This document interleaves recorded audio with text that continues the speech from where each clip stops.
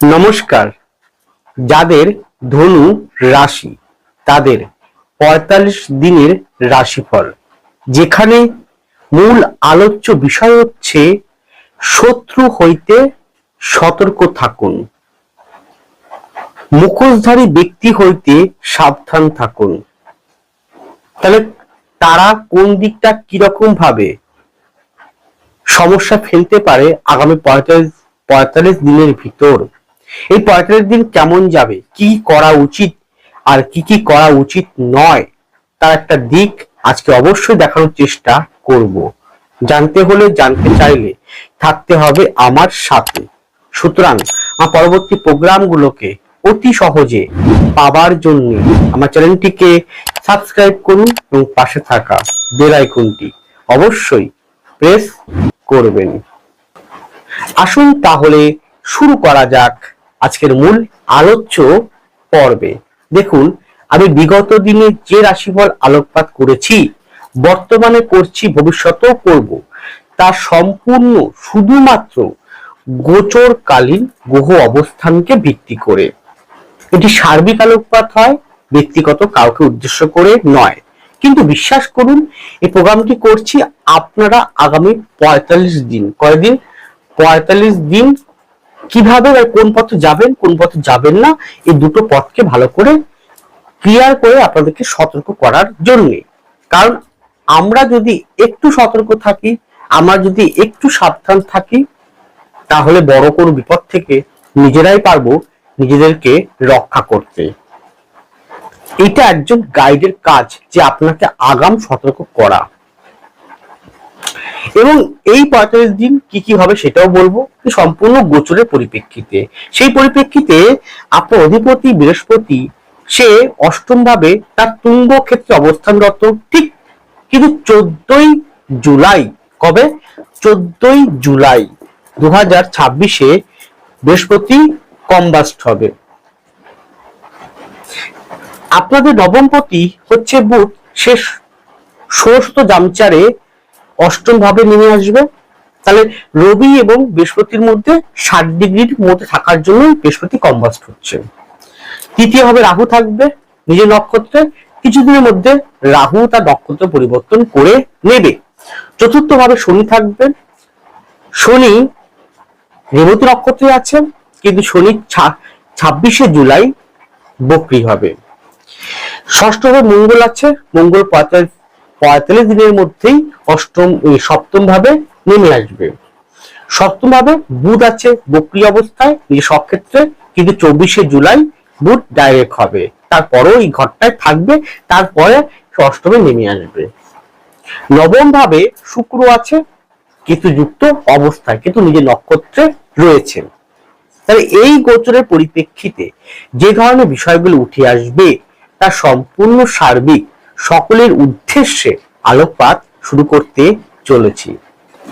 প্রথমেই আসুন আপনাদের মন মানসিকতা।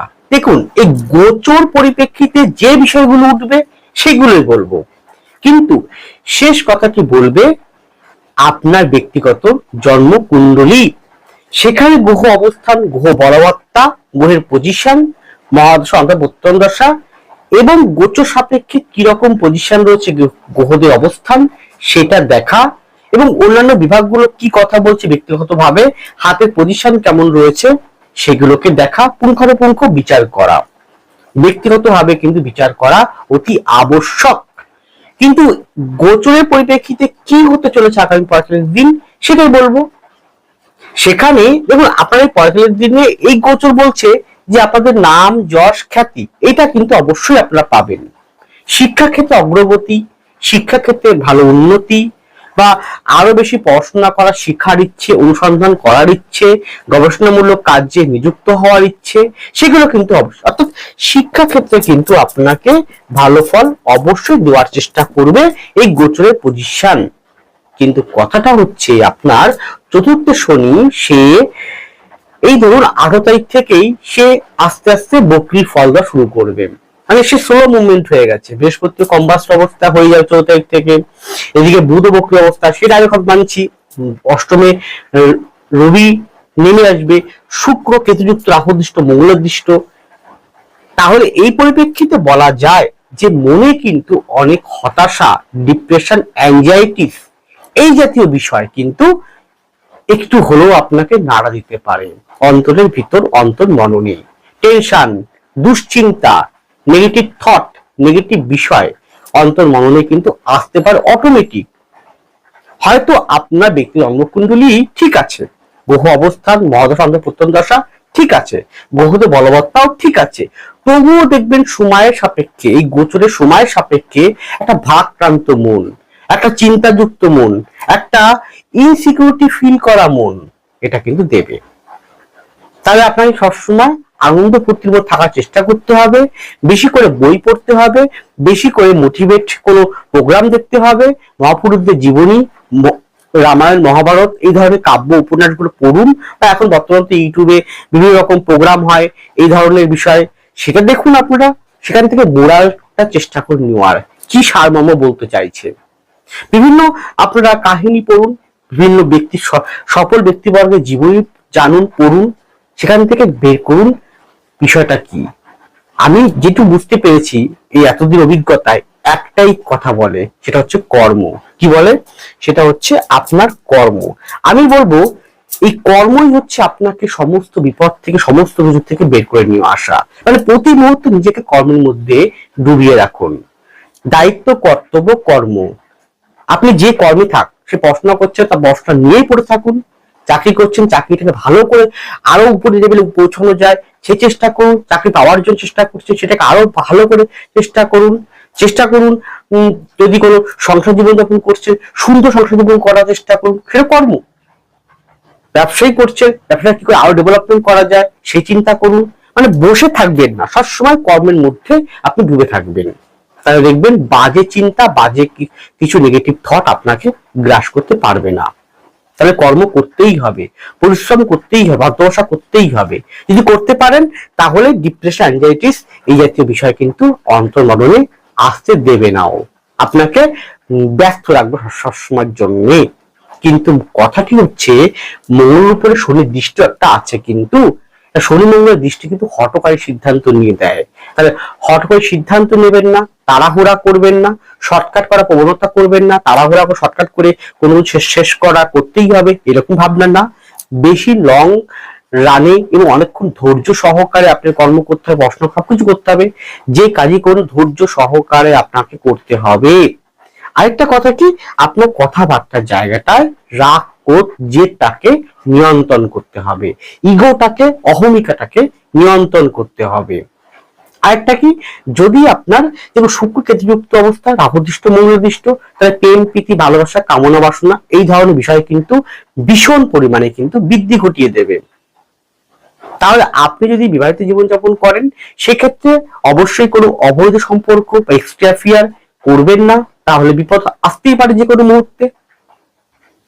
যদি আপনার গ্রহগত অবস্থা ঠিক না থাকে বর্তমান সাপেক্ষে, যদি আপনার বর্তমান পরিস্থিতি ভালো না থাকে, যদি আপনার বিষয় দেখা গেল আপনার চন্দ্র যেখানে তার আগে পড়ে, তার দ্বাদশ বা দ্বিতীয় যদি কোনো রাহু কেতুর অবস্থান থাকে, যদি মঙ্গল, যদি রবি, যদি বৃহস্পতি, শনি ভালো পোস্টিং না থাকে, যদি বৃহস্পতি যদি ভালো পোস্টিং না থাকে, শনি দেখা গেল আপনার জন্মকুণ্ডলিতে ভালো জায়গা নেই। বিশেষ করে বলতে পারি শনি দেখা গেল আপনার জন্মকুণ্ডলিতে তুলায় অথবা বিশ্বতে নেই, অন্য কোনো ঘরে আছেন এবং পীড়িত অবস্থায়, তাহলে খুব সাবধান আপনারা।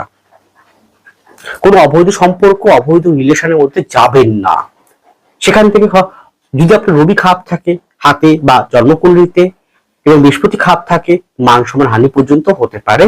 এই কর্মের জন্য চেষ্টা করুন সেই জায়গাটাকে বন্ধ করে দেওয়া। আপাতত বলছি, অনুরোধ করছি, এটা কিন্তু ঠিক নয়। কামনা বাসনাকে বেশি পরিমাণে জাগিয়ে উঠে যাওয়া, এটা কিন্তু কমানোর চেষ্টা করবেন। গেল। কিন্তু হ্যাঁ, শিক্ষা সংক্রান্ত জায়গায় আপনার ডেডিকেশন, আপনার একাগ্রতা, একাগ্রতা বলতে কর্মের প্রতি একাগ্রতা, পড়াশোনার প্রতি একাগ্রতা, চেষ্টার পর চেষ্টা, লড়াই করা, পরিশ্রম করা, এটা কিন্তু বাড়বে। যার ফলে আপনি নাম যশ খ্যাতি কিন্তু পেতে পারেন। এই 45 দিনে সম্ভাবনা খুব ভালো আছে। সুতরাং ভালো যেমন আছে, খারাপ কিছুও কিন্তু আছে। এবার খারাপ মধ্যে সবার একটা ব্যক্তির এক এক রকম দিকটা খারাপ হয়। তাহলে কোন দিকটা খারাপ, আপনার কোন সাইডটা খারাপ সেটা আপনার হরোস্কোপটি পুরোপুরি হবে নিখুঁত আকারে বলে দিতে সক্ষম হবে যে আপনার ওই পয়েন্টটা, ওই জায়গাটা পয়েন্ট খারাপ, আপনার ওই পয়েন্টের জন্য সমস্যা আসতে পারে, বা ওই কারণের জন্য আপনি সমস্যায় পড়তে পারেন।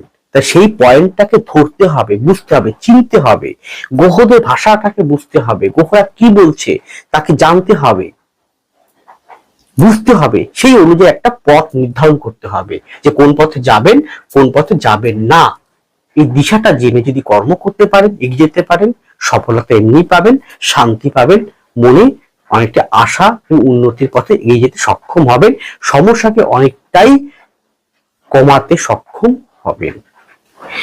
এরপরে আপনাদের শরীর স্বাস্থ্য, সেক্ষেত্রে বলবো কোষ্ঠকাঠিন্য, অশ্বজাতীয় বিষয়, থাইরয়েড, প্যানক্রিয়াস বা পেট সংক্রান্ত, হজম প্রক্রিয়া সংক্রান্ত, নার্ভ সংক্রান্ত, এই কটা বিষয় বেশি শো করছে। তারপরে যদি শুক্র আর মঙ্গল পজিশন আপনার জন্মকুণ্ডলিতে ভালো না থাকে, তার চোখের, বা রবি যে পজিশন ভালো না থাকে, তার চোখের সমস্যা হতে পারে। তাহলে যদি মনে হয় তাহলে অবশ্যই আপনারা দেরি না করে গো টু ডক্টর। এরপরে আপনাদের সাংসারিক বা বৈবাহিক জীবন, সেক্ষেত্রে বলবো স্বামী স্ত্রীর মধ্যে কিন্তু গন্ডগোলের প্রভাব বৃদ্ধি পেতে পারে এই 45 দিন। বিশেষ করে বলবো 14 জুলাই থেকে 3রা আগস্ট পর্যন্ত বেশি আছে এই সময়টা আপনারা স্বামী স্ত্রীর মধ্যে যতটা পারা যায় নিজেদের মধ্যে মিসআন্ডারস্ট্যান্ডিং, ভুল বোঝাবুঝিটাকে মিটিয়ে নিন। না হলে কিন্তু এখনকার গন্ডগোল কিন্তু চিরস্থায়ী কোনো রূপ নিতে পারে। ইভেন অলরেডি কিন্তু শুরু হয়ে গিয়েছে, সেটা হচ্ছে আইনগত সমস্যা, আইনি বিভাগটা। আইনি সমস্যা এক এক ব্যক্তি এক এক দিকটা আছে। আইনি সমস্যা একটা ব্যক্তির এক এক দিকটা আছে। এই আইনি সমস্যা মূলত নবম থেকে দেখা হয় বেশি করে। নবমটা অলরেডি দেখুন আপনি, শুক্র কেতুযুক্ত অবস্থায়, মঙ্গলাদেশ রাহুদৃষ্ট, পরে অধিপতি রয়েছে যে জায়গাটা, তার উপরে রাহুর দৃষ্ট রয়েছে, সে পর অষ্টমে ঢুকবে। সুতরাং আপনার জন্মকুণ্ডলিতে অলরেডি নবম ভাবপতি খারাপ, মানে রবিটা খারাপ। অলরেডি আপনার অষ্টম বা ভাবপতি চন্দ্র খারাপ। অলরেডি আপনার অ্যাক্সেসের মধ্যে রাহু কেতু আছে। আপনার জন্মকুণ্ডলিতে দেখে নিচ্ছেন, আপনি দেখুন একবার। তো আপনার চন্দ্র যখন অবস্থান করছে তার দ্বাদশে বা দ্বিতীয় কোন রাহু কেতুর অবস্থান রয়েছে, বিশেষ করে বুধের ঘরটায় রাহু কেতুর অবস্থান রয়েছে।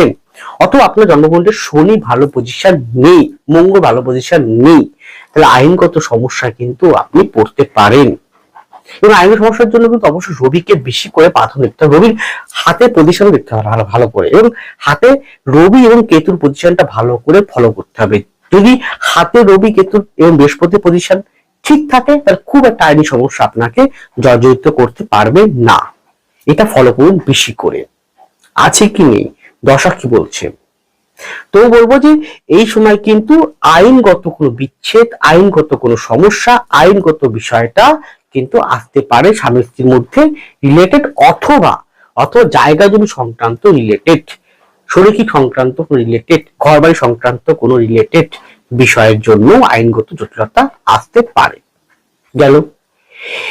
এবার এখানে দেখুন শত্রু কিন্তু, দেখুন আপনি হয়তো একা থাকেন, কোথাও যান না, কারোর সাথে মেশেন না, নিজের মতন থাকার চেষ্টা করেন, কিন্তু কিছু ব্যক্তিত্ব আছে যারা আপনার ভালো চায় না। আপনি হয়তো পরিশ্রম করেন, অধ্যবসায় করেন, কর্ম করেন, চেষ্টা করেন, লড়াই করেন, আপনার হয়তো নাম ডাক যশ আছে সমাজে, বা আপনাকে লোকে চেনে, ভালো মানুষ বলে চেনে। কিছু আছে যে আপনাকে অলরেডি ফাঁসাতে পারে। এবার আপনি ফাঁসবেন কি ফাঁসবেন না সেটা নির্ভর করছে আপনার ব্যক্তিগত জন্মকুণ্ডলী। যদি জন্মকুণ্ডলী যে দুর্বল থাকে বা নেগেটিভ থাকে, তাহলে কিন্তু আইনগত মানে এই শত্রুর দ্বারা আক্রান্ত তারা আপনাকে যে কোনো ভাবে ফাঁসিয়ে দিতে পারে। তার ফলে কি হলো, আইনি জটিলতার মধ্যে আপনি পড়ে যেতে পারেন যে কোনো কারণ হেতু। এবং একবার যদি আইনি জটিলতায় পড়ে যান, যারা পড়েন তারা জানেন ওখান থেকে বেরোনো অত সহজ নয়। যদি মনে হয়, বিশ্বাস না হয়, তাহলে যে কোনো আইনজ্ঞ বিশেষজ্ঞর সাথে কথা বলুন, তারা বলে দেবে যে কোর্টের পর কোর্ট, ডেটের পর ডেট পড়ে যায় কিন্তু মীমাংসা হতে চায় না।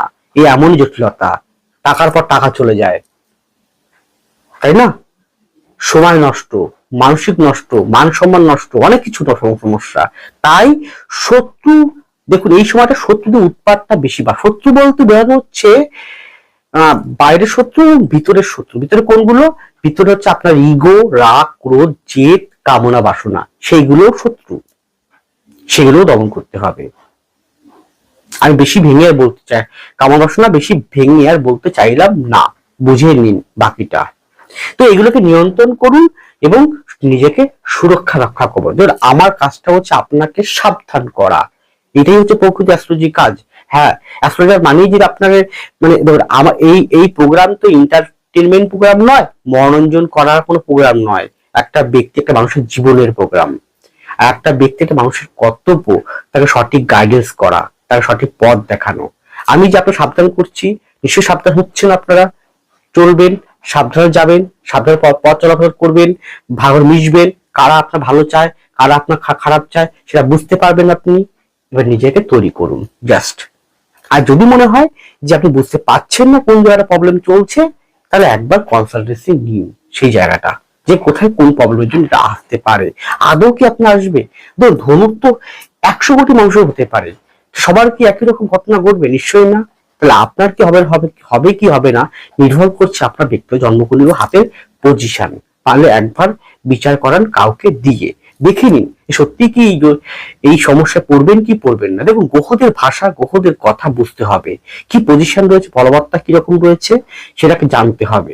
শুধু এখানে এই গ্রহ থাকলো সেটা নয়, কিন্তু পুরো পুঙ্খানুপুঙ্খ হয় পুরো হরোস্কোপটা গোচর সাপেক্ষে ট্যালি করে তবেই কিন্তু একদম ব্যক্তিগত ফলাদেশটি করা সম্ভব। গোচর শুধু আপনাকে পথ দেখাতে পারে, ভাগ্য পরিবর্তন করতে পারে না। ভাগ্য পরিবর্তন করতে হবে আপনার নিজের কর্মের দ্বারা এবং ঈশ্বরের মাতা পিতা আশীর্বাদ দ্বারা। সুতরাং শত্রু হতে সাবধান থাকুন, তবেই মঙ্গল। বুঝুন। আর দেখুন গোপন কথা কাউকে না হুটহাট করে, বিশেষ করে এই মুহূর্তে এই 45 দিন হুটহাট করে নিজের গোপন কথা, সিক্রেট কথা কাউকে বলার দরকার নেই, নিজের মধ্যে রেখে দিন।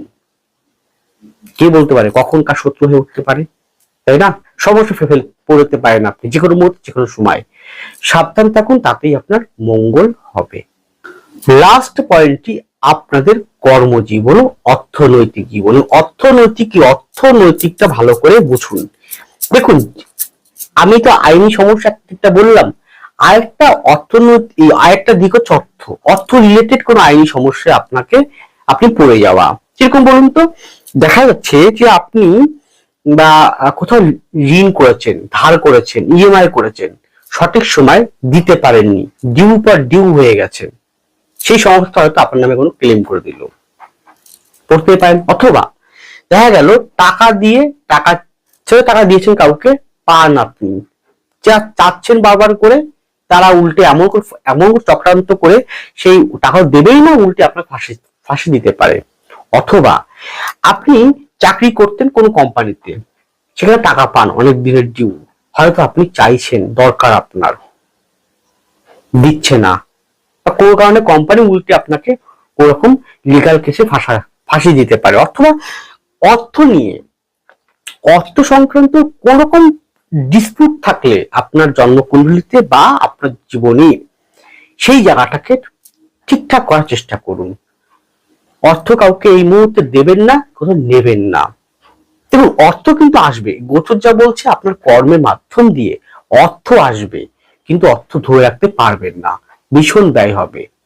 আর এই অর্থের জন্য কিন্তু এখানে দুটো জায়গা দেখলাম, একটা গৃহগত সমস্যা হেতু আইনি সমস্যা, আর একটা জায়গা জমি এবং অর্থ, এই তিনটে কারণের জন্য কিন্তু আইনি সমস্যা, জটিলতা এই 45 দিনের মধ্যে, বিশেষ করে বলবো 14 জুলাই থেকে 3রা আগস্ট এর মধ্যে এবং আগস্ট মাসের মাঝামাঝি সময়ের মধ্যে কিন্তু বিশেষ করে এটা আপনি জড়িয়ে পড়তে পারেন।